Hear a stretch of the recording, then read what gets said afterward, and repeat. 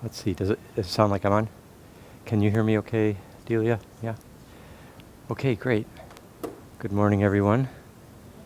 Kind of a nice, cool, sunny day. Nice to drive in on and then be able to be out in the sun from 1 o'clock on. And so you kind of get, it's better than coming in either through the rain or in on very hot sunny days and like missing the beach and everything. It's kind of nice.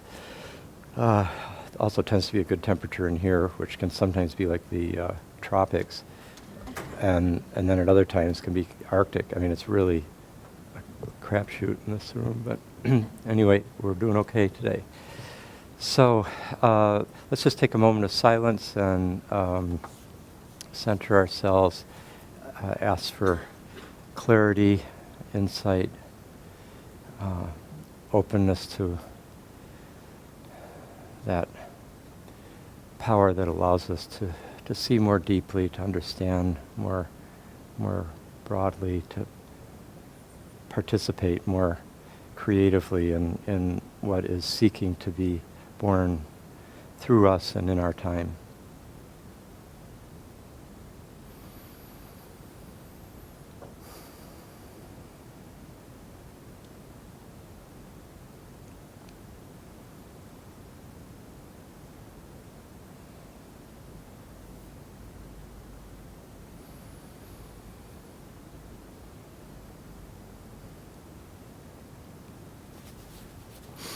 Okay, thank you.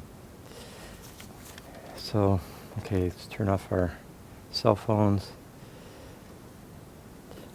Let me just ask, how many were, is there anybody that was not here last night that's here today?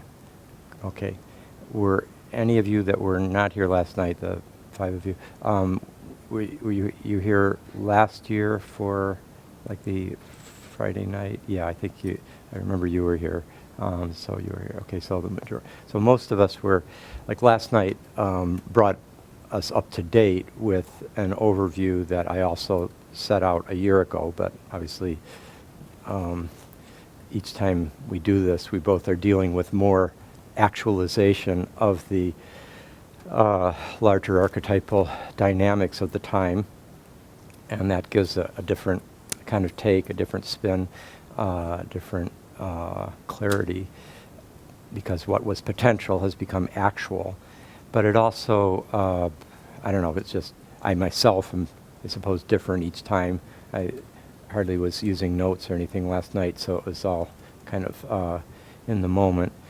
But for those of you who weren't here last night, I was just talking to Chad, everything was recorded last night, and so what we'll do is put it on, it looks like Chad thought he could just be able to put it on YouTube, and because it is a kind of, that's a good, I think, basic overview of the underlying of the outer planet alignments and the underlying dynamics of the moment. And then today, what I'd like to do, we've got from now till 1 o'clock, and we'll take a break about halfway in between, or maybe in an hour. And I want to begin by a couple preparatory remarks, then covering a number of the, some significant either events or cultural phenomena, details that I didn't touch on last night or inadequately touched on last night, just to fill out the picture more. And then we'll take our break. And then in the second half, I'd like to open up to discussion, questions, comments, because that will very much enrich the understanding that we've got. There's people in the room who've been studying these things for many years, and who can bring that pluralism of perspective that is always better than one person seeking to hold the picture. I often give this talk called Understanding Our Moment in History, an archetypal perspective, I often give this talk to non-astrological audiences and don't even bring in astrology. It focuses much more on the cultural historical drama, the larger sweep of history. In the background, of course, in my mind is both the cosmology that this evidence that we're looking at today underpins and it points to, and the larger dialectical drama of moving from basically a participatory, enchanted worldview of the pre-modern primal cultures to a disenchanted modern cosmology that's really dominated the modern mind and helped precipitate both the power of the modern civilization and its shadow and the crisis of our time, and then this seeming emergence of a powerful reconnection to the anima mundi and on so many fronts this ingression into the collective psyche, and particularly a certain large segment of that psyche, the cultural creatives or the spiritual progressives, the esoteric, mystical, psychedelic, Burning Man, countercultural, however we want to frame this inchoate but very tangible cultural emergence in our time. The Occupy movement, so much of the Occupy movement really is carrying this broader spiritual and moral aspiration, social justice, ecology, spirituality, human self-realization at a deep level, the sense of a community with the larger, not only human but earth community, and reconnecting to the cosmos itself. These are deep values that are clearly emerging among many, many people. Interior transformation done both for one's own sake, but also on behalf of the whole. All these things are huge factors, and one can speak a lot about that drama. Would you mind just shutting that door over there for me? Thanks. There's a class. Thanks a lot. One can speak a lot about that drama and about the deeper archetypal drama of it without really bringing in the astrological factors. That being said, those who are initiated into the astrological perspective have a great advantage, because one, we have even a more tangible ground for recognizing the ensouled cosmos. And if we don't have a new cosmology, as I mentioned from Hillman last night, all these other efforts are taking place inside a kind of glass ceiling that is holding back our wholeness, our healing. You can only heal the soul or heal a civilization so much in a soulless world, and so that there's a big advantage there. But we also have a much more nuanced, particular, detailed advantage in having this inside track into the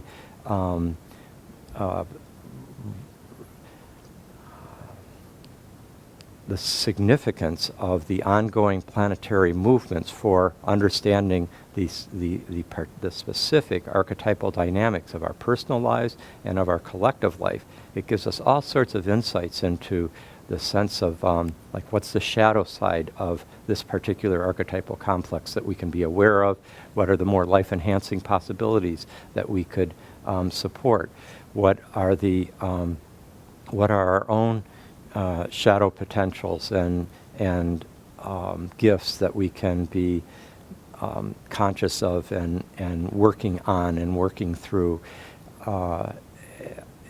There's and also just the kind of spiritual nurture and the aesthetic delight of being able to constantly be recognizing these kind of like constant fairy dust coming down from the heavens of synchronistic patterning that allows us a kind of joyful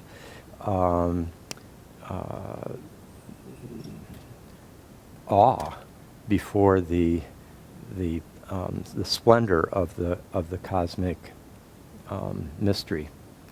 So in all those ways, we have lots of very special starting gifts that were given by having this interior track to our historical situation and our cosmological situation.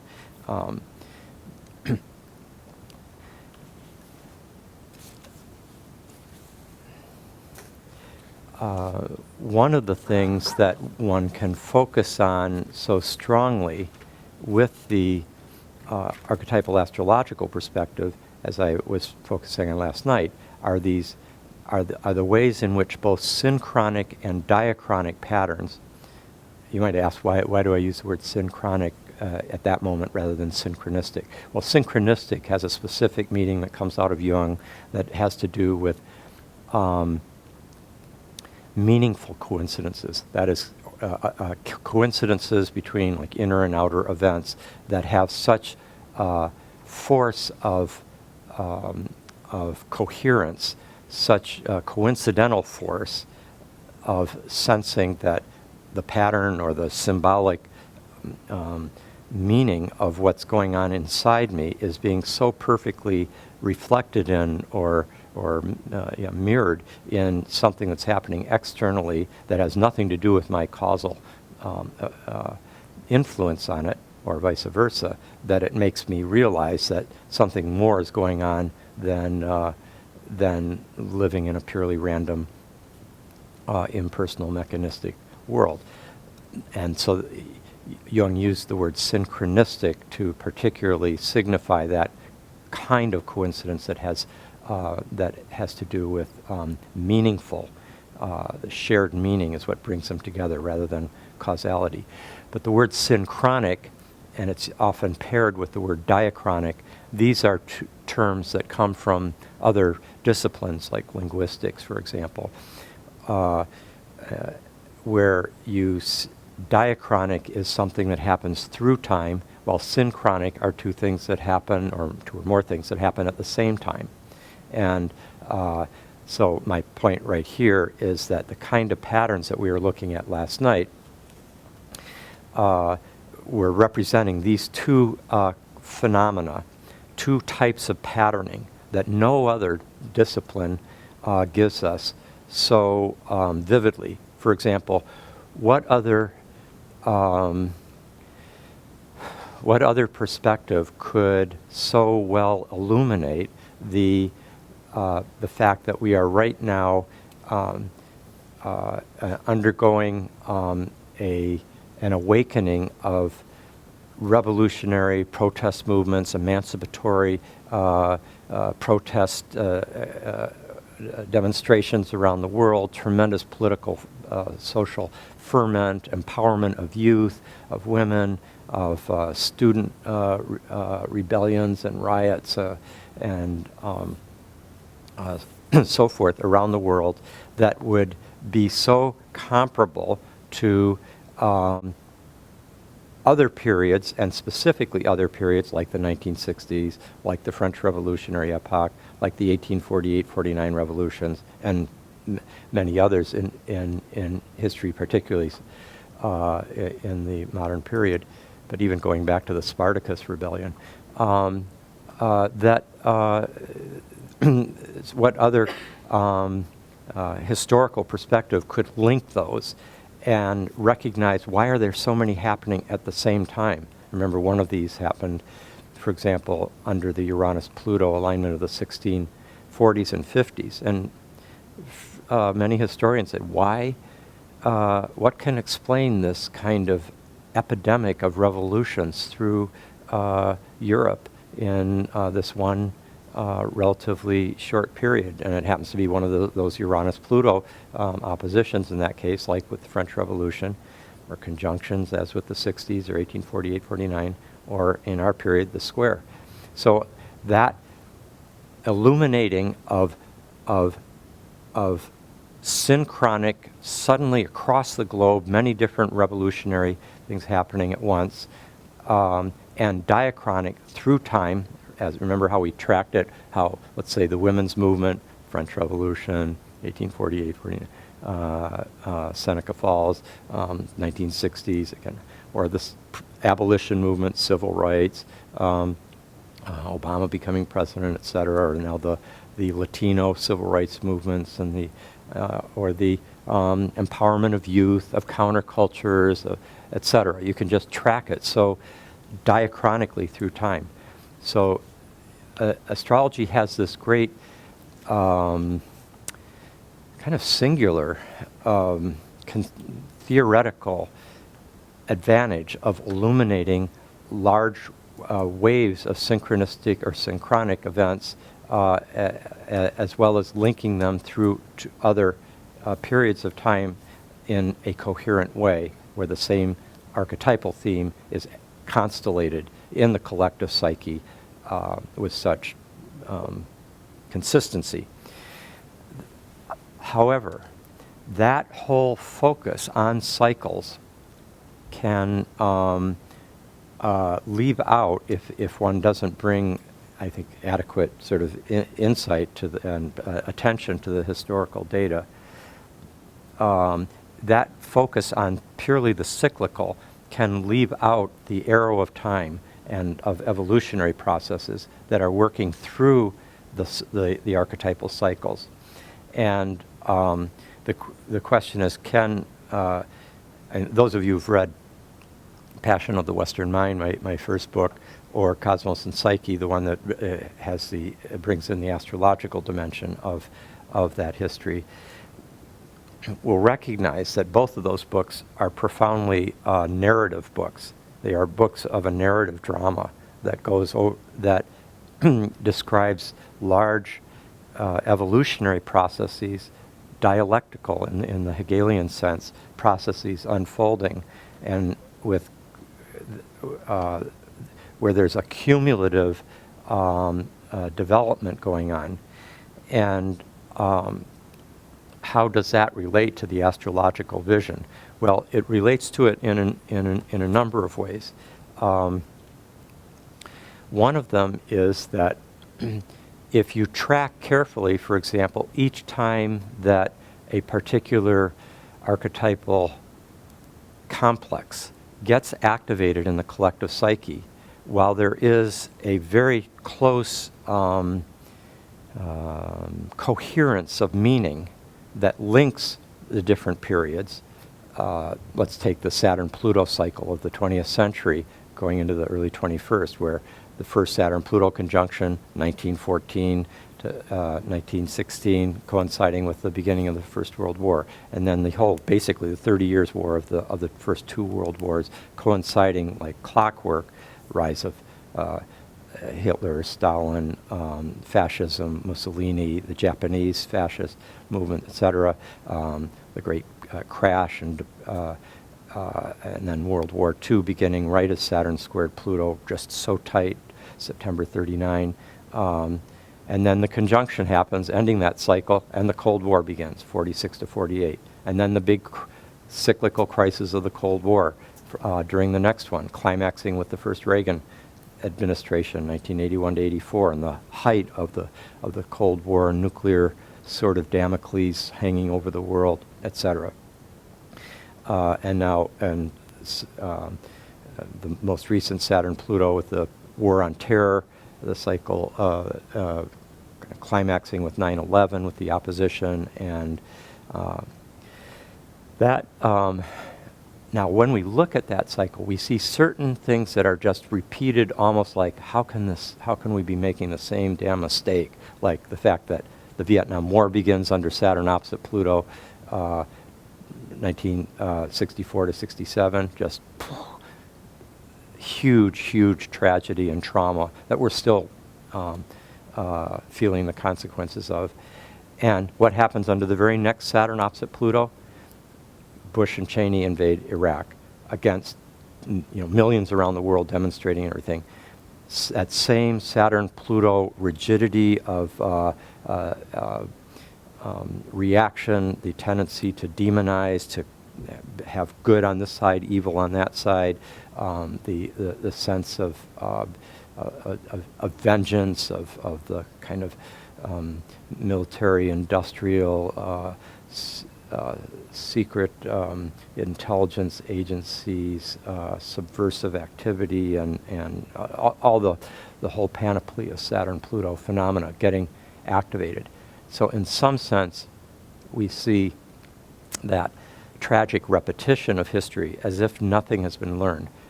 But that's only part of the story. And in other ways, you see vivid signs of a moral evolution that takes the same energy and evolves it and brings out a better potential. For example, take that Saturn-Pluto cycle. 1914 begins the whole horror show of global war and totalitarianism in the 20th century. Under the last Saturn-Pluto conjunction of 1981 to 84, many people recognize, these are not people thinking astrologically, they recognize that period, remember this is the first Reagan term, it is the last of the pre-Gorbachev Soviet rulers, those very old, Andropov and Chernenko, I think his name was, and the very end of Brezhnesov's, sclerotic period of the running the being the premier. All of them, it was the height of the Cold War. Reagan's calling Soviet Union the evil empire. All these nuclear missiles are out, ready to.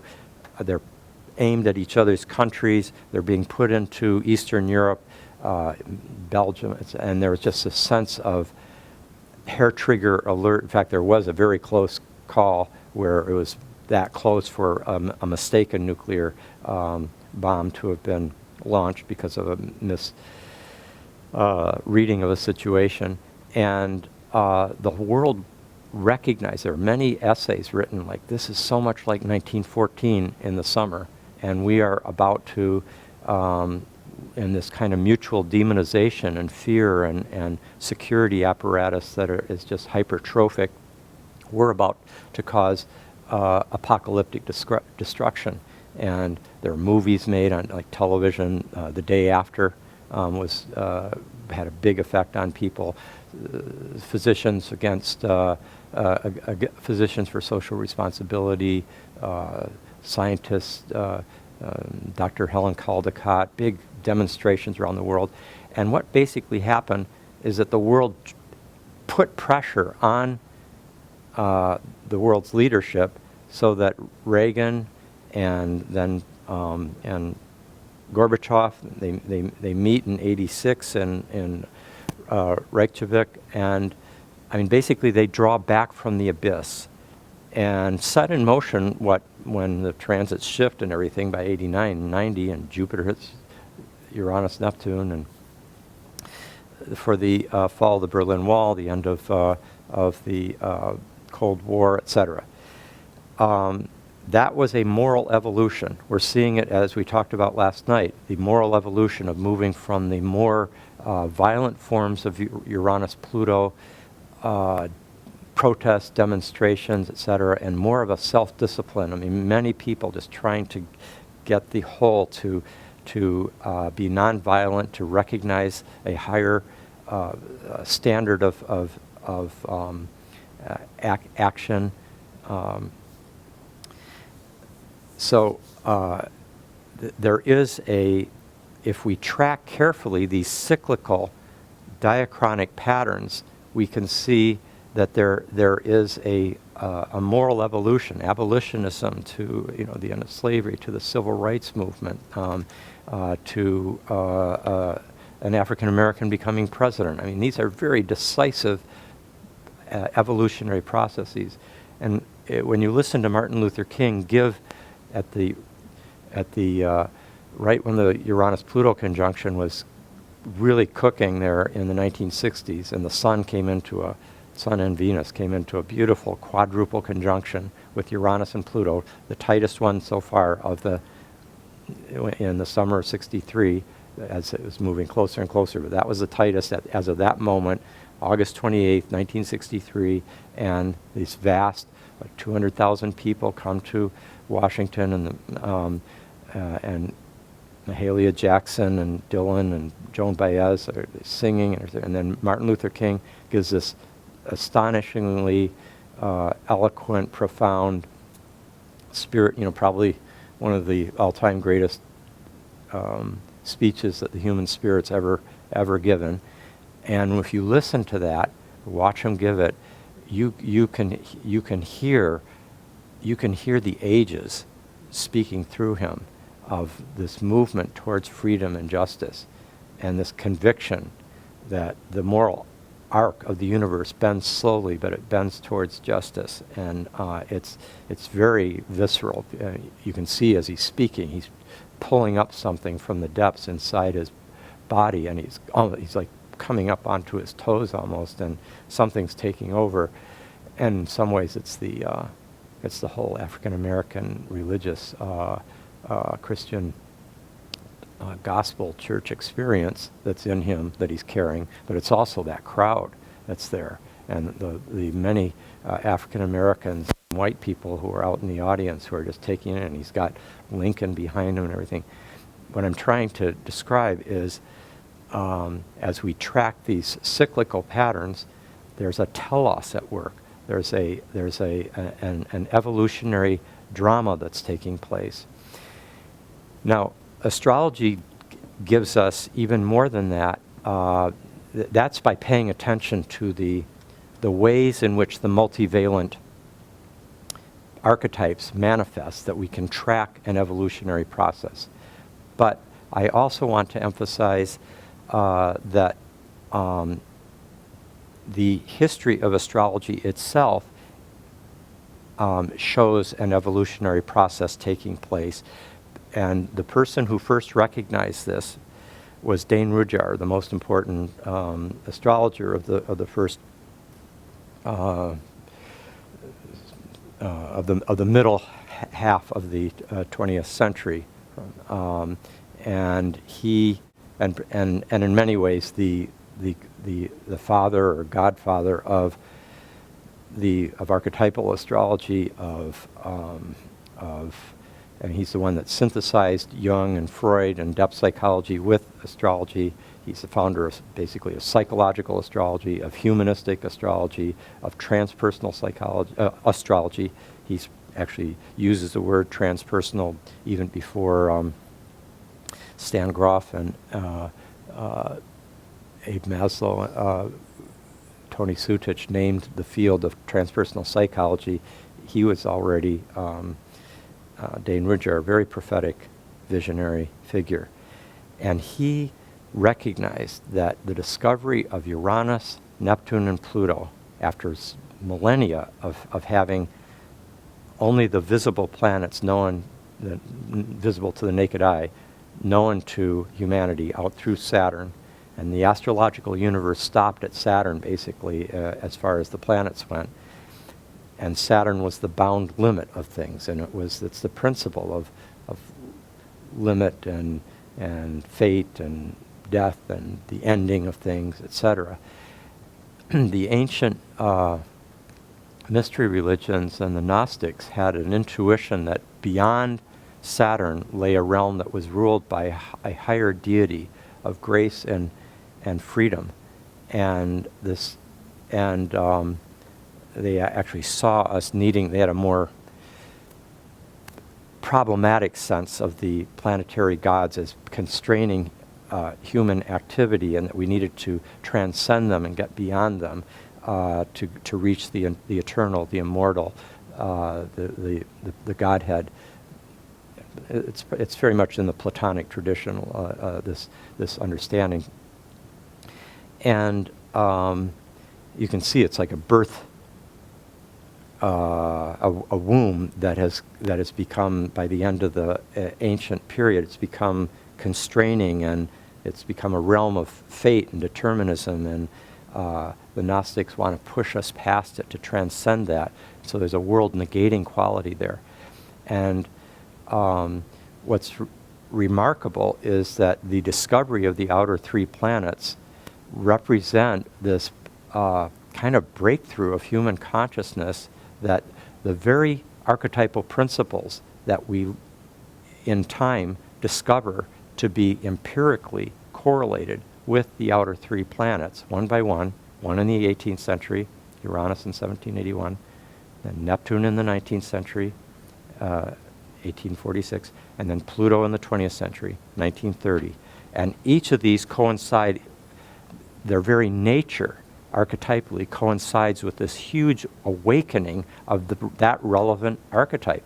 Uranus, late, 1781, that's right at the heart of the revolutionary explosion of the American Revolution, the French Revolution, Romanticism, the height of the Enlightenment, the overcoming of kings and aristocracies and oppressive church and political structures, and the coming of a sense of basically of artistic originality, the cult of the individual genius, etc. Abolitionist movements, freedom and revolution is in the air. It's like this wave of Prometheus Unbound. Shelley is born right then, who writes that. And then Neptune in the 19th with this vast emergence of transcendentalist, romantic, and idealist and spiritualist movements, theosophy, depth psychology, focus on dreams, the beginning of the East-West intersection, the vast incarnation of Neptunian ideals of compassion for humanity, for animals, like this is when the Geneva Conventions, the Society for the Prevention of Cruelty to Animals, the nursing profession, the Red Cross, the anti-child labor laws, the whole Victorian Charles Dickens compassionate, think of A Christmas Carol. What an incredible quality of universal compassion, humanitarian compassion is expressed in the Christmas Carol. That, by the way, he writes that in a this kind of brilliant fit of inspiration, walking around London there in the late 1843. That's like 3 years after Neptune is discovered. And so they're just, by the way, right when the Neptune-Jupiter conjunction was on his sun, the only time in his life that Neptune-Jupiter conjunction happened, and right on his sun. So he's just carrying that wide, universal, spiritual compassion, a gift to every, as someone put it in this very kind of Christian Victorian area, a gift to every Christian man, woman, and child in the British Kingdom. Anyway, it's been much more than that. That represents this incarnation of an awakening of the Neptune archetype. Also, anesthesia and drugs, the whole pharmaceutical companies, everything like that. That all starts right then. 1840s in Germany. And then Pluto, 1930. Boy, just look 15 years on either side. The plutonic eruption of the id, of the nuclear splitting of the atom, the nuclear power, the world wars, the underworld horror of the Holocaust, but also the whole evolutionary perspective. Seeing the cosmos itself as evolutionary began right then. Seeing the stars moving and realizing that we're in an expanding, evolving universe. assimilating the evolutionary perspective in psychology through Freud and Darwin and biology, really becoming dominant at that point. People like Groff, born right then with his whole understanding of the sort of Shakti, Kali, death rebirth process happening in the depths of the human psyche through the perinatal process. All these, we can see that, as Dane Rudhyar said, the discovery of the outer three planets was a discovery of what we can now recognize are the ambassadors of the galaxy. They represent these powerful transpersonal principles that move us beyond the limits of Saturn, beyond the consensus reality, beyond the egoic limit of Saturn, the reality principle, the beyond death to rebirth, beyond fate to and karma to grace, beyond the limited Newtonian Cartesian universe to a much more vast and complex understanding of reality, and beyond the egoic skin-encapsulated ego, as Alan Watts put it, to a sense that we are part of the whole, and ultimately of an ensouled cosmos. So Rudhyar recognized, he mentions this in several books, he explores it a bit in The Sun is Also a Star and Birth Patterns of a New Humanity, one or two other books. He's glimpsing this evolutionary dimension of the astrological perspective. And so I want to emphasize that as we're focusing on these synchronic and diachronic patterns, we're also looking at an evolutionary unfolding, and that's crucial. By the way, someone who really looked at this quite brilliantly is Sean Kelly in an essay, and he well, it's implicit in Cosmos and Psyche. He does an epilogue in his book called Coming Home, subtitled The Birth and Transformation of the Planetary Era, and just published in this last year. And it's really a splendid book, and in the epilogue he particularly focuses on that. And I think the epilogue is also being published in the third volume of the Archive Journal of Archetypal Cosmology that I put out here last night, archivejournal.org. Archive is A-R-C-H-A-I. I'll write it out later. All right, so I wanted to make those preparatory remarks. I also mentioned last night about why we focus on the outer planets. Now there could easily be something happening. In fact, almost for sure, there are larger cosmic patterns, macrocosmic movements that are at work right now that probably have profound relevance for our time. For example, the precession of the equinoxes, the movement of those ages. There's the data isn't there for looking systematically through many millennia and saying, oh yeah, the last time that the spring equinox went into Aquarius, this is what happened. You know, we just don't have the data for 26,000 years ago. And so we can't see clearly the pattern. And a lot of the sort of utopian New Age idealism, which is, I think, highly valuable and even insightful, it can, in a naive way, just kind of get projected onto, well, Aquarius means this, all these great things, and we're leaving the age of Pisces, which are all these dark things like science. We're going to leave the scientific, industrial iron cage that we're in. Well, Pisces doesn't have a lot to do with that. So there's a tendency, and Aquarius has lots to do with actually with scientific and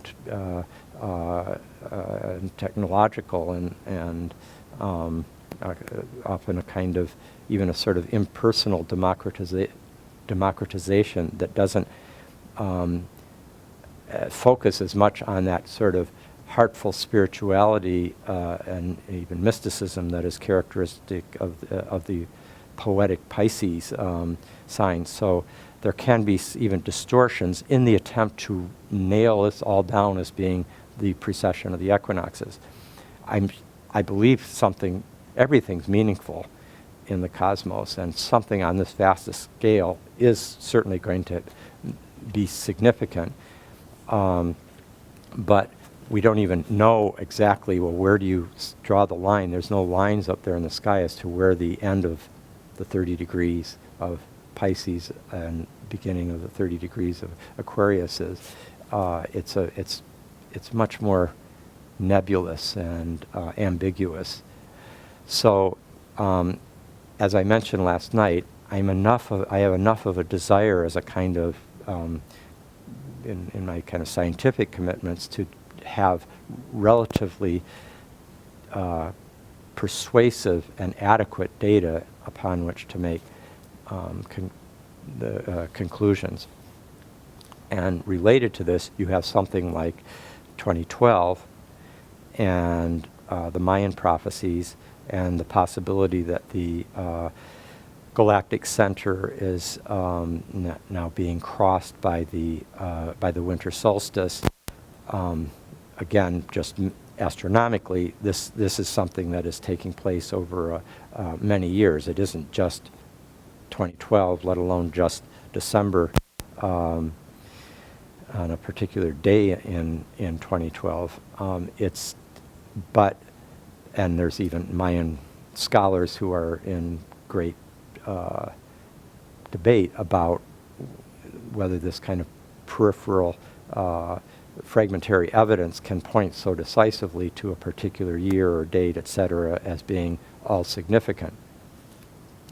So I'm very cautious about, it's just not my area of expertise, but I think we can say for sure that 2012 we certainly see it in terms of this this movement here of the Saturn-Uranus-Pluto T-square, which is a perinatal crisis, if there ever is one.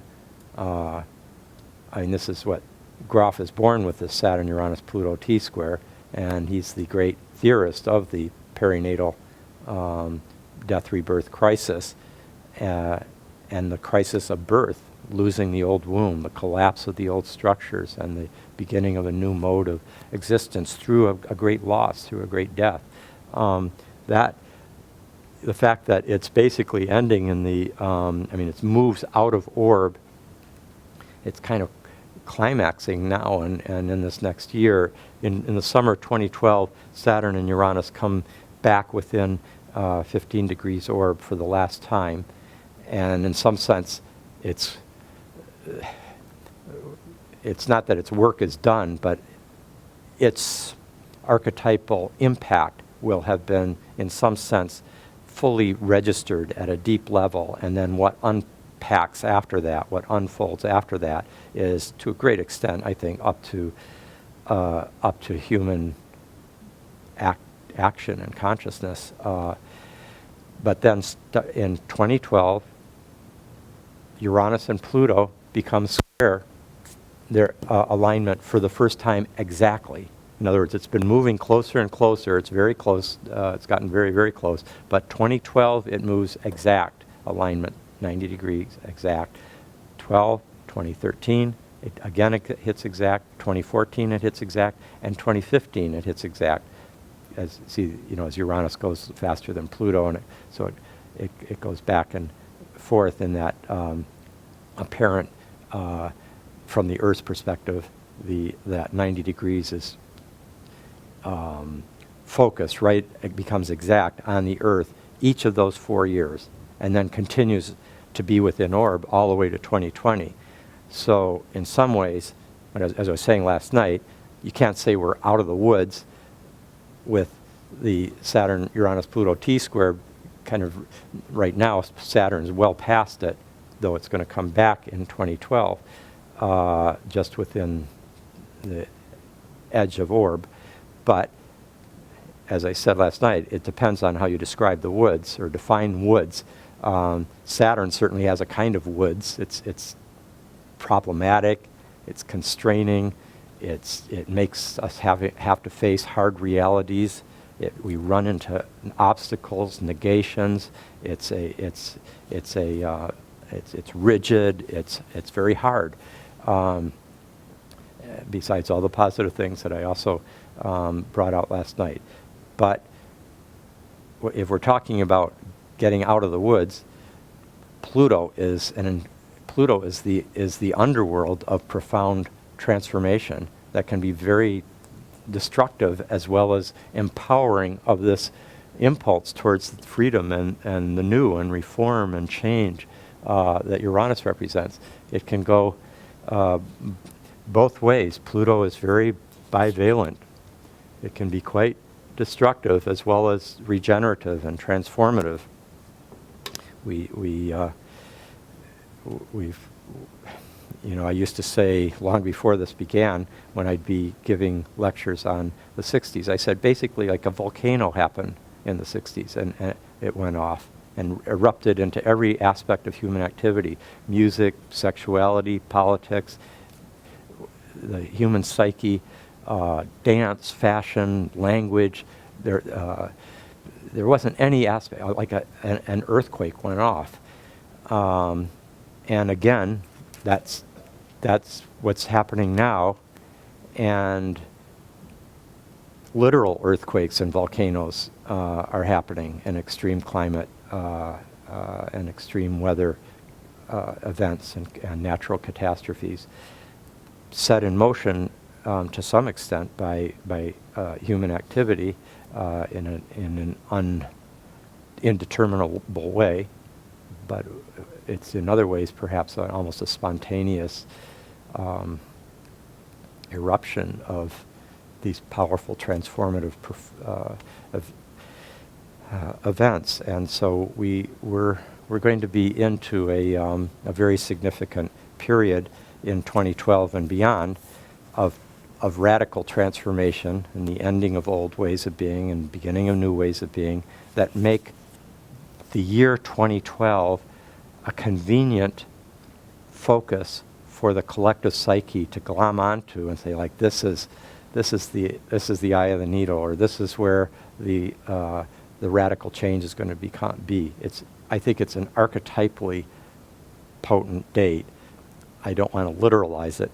I mean, who knows? I mean, we could all wake up, on Christmas and next year and go, wow, the world's new and we're all angels. But fantastic. But it's a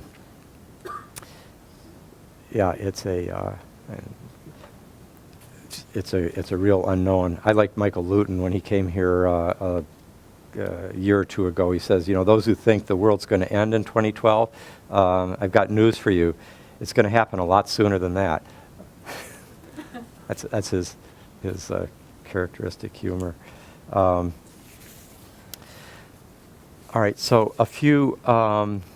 Let's go into some of the specifics that I didn't bring out last night.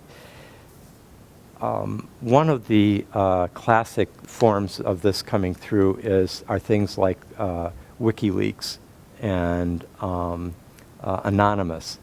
There is an anarchic element to Uranus-Pluto.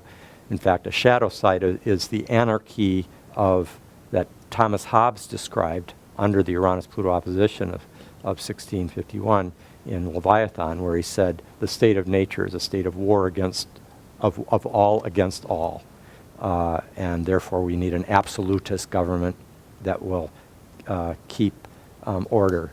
Otherwise, without that order of civilization imposed by an absolutist monarch, an absolute monarch, you would have a chaos of war of all against all.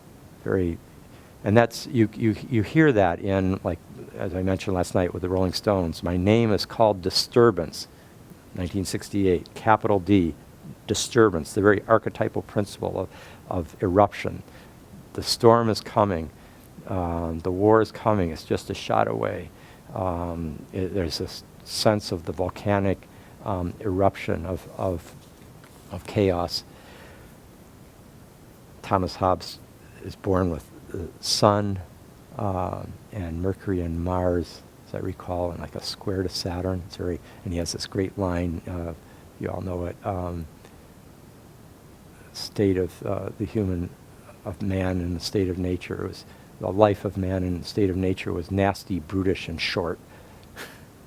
It's very, very Saturnian with a certain aggressive thrust. And we do see this quality of Uranus-Pluto with that feeling of all hell breaking loose. Sometimes it can become, I mean, we see it sometimes in situations where, like it happens in riots, in demonstrations, but scenes of chaos and violence around the world, or even in, something happening in Oakland or the British, much larger scale in other countries.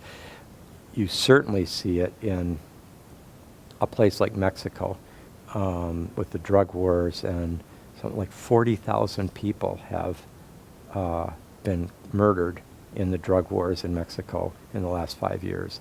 I mean, that's this T-square. This is the most problematic combination in history. You go back, like, remember how I was saying last night that this T-square happened 1929 to 33, great crash, huge, I mean, basically set in motion World War II and the Great Depression and everything. But, and the one under that was the 1873 to 76 one that was the major crash, worldwide stock market crash and long depression prior to the one of the Great Depression. Well, do you know when the one before that one was? The mid 1790s, 1793 to 96, which was right when the reign of terror happened during the French Revolution. I mean, just whatever's happening now, it wasn't the reign of terror.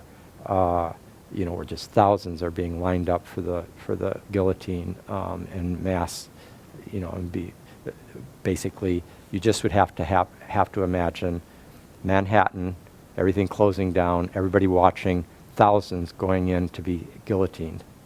And the preceding rulers are next, the ones who are starting the guillotine, they're the next ones that are coming. It was like a bloodbath of revolutionary fervor and horror that just took over. That's all hell breaking loose.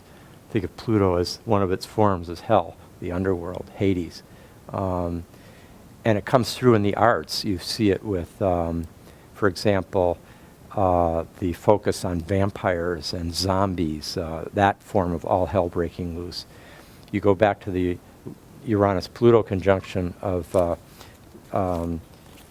60 to 72 that preceded this one, and you get, that's when the horror genre reached another level of terror with Night of the Living Dead, Rosemary's Baby, Charles Manson in real life and the Manson murders, Sympathy for the Devil with and Altamont.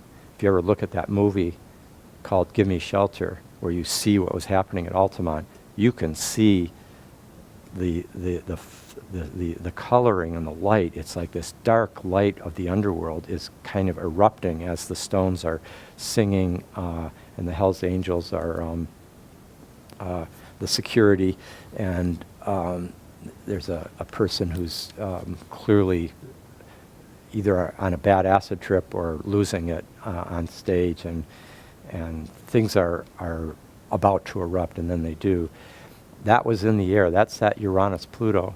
And I think we see this interest in all the vampire movies and in zombie movies now, and the eruption of aliens that are that can be violent or monstrous, huge monstrous enemies. That kind of thing is the Plutonic erupting from the underworld of the collective psyche.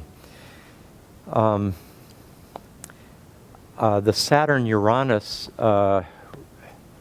we've focused on. How many of you saw the, like last night I talked about in terms of, the stock market collapses that happen regularly even without Pluto, things like the high-tech bubble collapse. What was the name? There's a certain term for that. .com bubble burst, thank you, under the last Saturn-Uranus hard aspect, which was the 1998 to 2000, or the one before that, 1987, etc.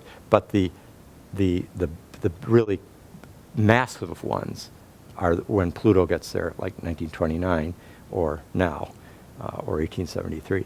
But this I also mentioned. It's like collapses of many structures, bridges and accidents and mistakes and huge train crashes in China and plane crashes of Air France or Ethiopia or and also in the United States, like more helicopter crashes last year than in any previous year ever in the United States military and so forth. You also get that generational conflict I mentioned last night of, in the 60s with the opposition, with the establishment, anybody over 30 versus the countercultural rebel students, hope I die before I get old, that kind of generation gap that emerged then. But now, I mentioned how much it was taking place in Europe and the Arab world with masses of this of unemployed youth and a bubble of young people just demographically against the old who have the jobs and the assured income, particularly like in Southern Europe and often a lot of corruption in the rulership and so forth, the tremendous polarization of old and young there. But we're also getting it in the United States, even to the extent I heard Robert Reich the other day describe that there is a kind of generation war that's incipient right now, because basically everybody over 65 is getting the benefits of the large-scale social entitlements, and while the young people are having to put in money for something that is and they has no guarantee of them getting it back. That's one fear, certainly, but even more, they are saddled with huge loan debts and with unemployment situation, even with degrees, that is and people who bought homes in the 80s and 90s are doing okay, but those who bought homes when they were much younger in the last 10 years, when the home prices were very high, they're the ones that are really underwater now. Within the mortgage foreclosures are just an enormous plague that is afflicting our society. So there's that old versus young is, Reich called it like a generation war that he was conscious of, and the systematic decimation of programs for, let's say, either lowering or forgiving debt, but of loans, but for education. But even much worse is of education. Period. Like the UC system, just a horrific situation compared to what it was in the 1960s, for example, or the 50s, 60s, 70s, up until Proposition 13. And the taking away of money for things like children's healthcare and food stamps and childcare and all that, while making sure that we don't tax the very, very top 1.1 of 1%. It's that kind of imbalance is very much being felt by the young. But that's also getting us into the Jupiter opposite Saturn, which I haven't mentioned at all. But I wonder if we could just look right now at the... Actually, I'm just realizing we should probably take our break right now, and then when we come back, because it takes a couple minutes to get this warmed up, we'll look at the charts up here so that we can see how, as the T-square is moving away, we're still dealing with that Jupiter opposite Saturn, because Jupiter moves at a faster pace, keeps up with Saturn, and so much of the rich versus poor, rich is Jupiter, the poor is Saturn, and all the concern with taxes and debts versus entitlements and reaping huge profits, that tremendous sense of a polarization between the Jupiterian and the Saturnian is being carried out at it's a dominant theme of our time right now. So let's take a 10-minute break or so, and then when we come back, we'll have the charts up here.